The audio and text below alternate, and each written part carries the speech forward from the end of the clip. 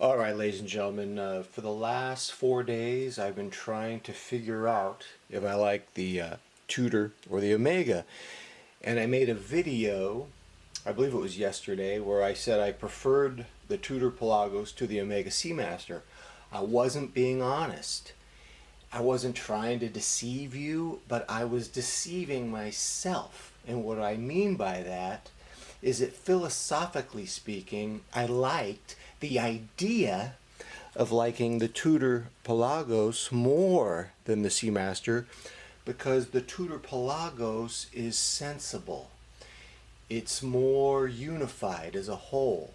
It has that peaceful blue dial.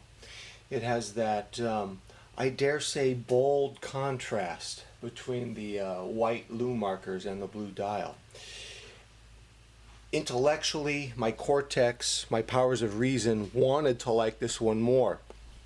But I kept wearing them, and I had to be honest. The Omega Seamaster, while I'm not happy with the bracelet and the bezel, I have to be honest. My reptile is more drawn to the Omega. My adrenaline is more activated by the... This is a BMW. And if I'm going to spend $4,000, $4,500, you're going to get it new, used, you're going to figure out taxes. If I'm going to spend this kind of money, I think my reptile, my adrenaline, my love of the BMW is going to make me choose the Omega Seamaster over the Tudor. Even though I'm philosophically not happy with the bracelet and the bezel, I wish they had more of a whole watch enterprise. Having said that, I don't know. I'm not going to be a member of the Rich Man's Club. John sent back my Seiko SLA051. I'm not kidding you. I was so happy to get it back. I missed it. He didn't want it. And this is a more perfect watch for me. I'm not going to be a member of the Rich Man's Club wearing this. But the refinement, the bracelet, the bezel, the lume, the wrist presence, the comfort, this has to happen.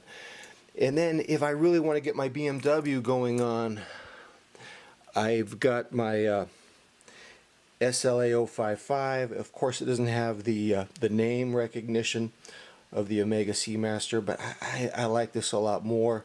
Why is it on the orange Tropic? What happened to the bracelet? So I'm talking to Carlos, and I go, Carlos, come on, you can be honest with me. What do you think of that bracelet? I had the straight end bracelet. This is you got a curved case here. He goes, McMahon, I'm going to be honest with you, man. Looking at that bracelet, which doesn't even fit the SLA055, it looks like one of those dudes, those young dudes, who puts a giant oversized spoiler on the back of his car. And as soon as he said that, it ruined it for me. And then I told Homer in New York, I quoted Carlos to Homer in New York. Homer says, dude, now that I've seen that giant spoiler in my head, I can't unsee it. And so I went down to Watch City. Matt put the gray Tropic on this. I'm not gonna lie, the gray is more sensible, but it was muted. It was dark, and I liked the orange. Seemed to bring out the blue for me, so I'm very happy with it on this. A lot of people are going to say Seiko can't even make a bracelet. Well, yeah, they can't, and I still dig this watch. I don't know. My reptile says this is. I have to be honest. If I only had one watch, this would be the one I would keep. And I love my MM300, my SLA051. I love, but this is just ridiculous for me.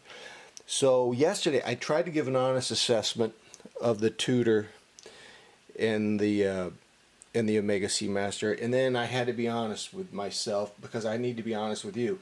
If I'm spending $4,500 on one of the two, which one am I really gonna want to wear when I'm out and about? And I'm not gonna lie to you, I've been out and about with both of these, and I feel more rich. And I spent $4,500. I should get to feel rich. I want to feel rich. I'm not going to take myself seriously.